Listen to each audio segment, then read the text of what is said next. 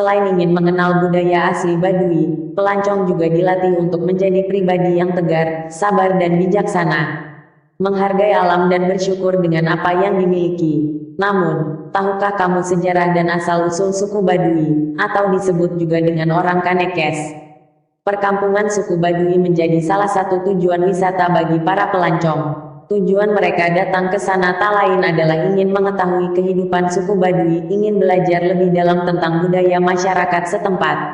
Tak heran, jika tempat ini sering didatangi oleh rombongan wisatawan, para siswa, hingga mahasiswa dari berbagai universitas di Indonesia. Menurut kepercayaan yang mereka anut, orang Kanekes adalah keturunan dari Batara Cikal, salah satu dari 7 dewa atau Batara yang diutus ke bumi. Asal-usul tersebut sering pula dihubungkan dengan Nabi Adam sebagai nenek moyang pertama manusia.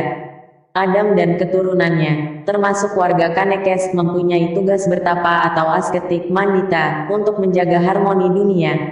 Ahli sejarah mendasarkan pendapatnya dengan cara sintesis dari beberapa bukti sejarah berupa prasasti, catatan perjalanan pelaut Portugis dan Tiongkok, serta cerita rakyat mengenai Tatar Sunda, yang cukup minim keberadaannya. Masyarakat Kanekes dikaitkan dengan kerajaan Sunda yang sebelum keruntuhannya pada abad ke-16 berpusat di Pakuan Pajajaran, atau di sekitar Bogor sekarang. Sebelum berdirinya Kesultanan Banten, wilayah ujung barat Pulau Jawa ini merupakan bagian penting dari kerajaan Sunda. Saat itu, Banten merupakan pelabuhan dagang yang cukup besar. Sungai Ciujung dapat dilayari berbagai jenis perahu, dan ramai digunakan untuk pengangkutan hasil bumi dari wilayah pedalaman. Penguasa wilayah tersebut, Pangeran Pucuk Umum, menganggap bahwa kelestarian sungai perlu dipertahankan. Untuk itu, diperintahkanlah sepasukan tentara kerajaan yang sangat terlatih untuk menjaga dan mengelola kawasan berhutan lebat dan berbukit di wilayah Gunung Kendeng.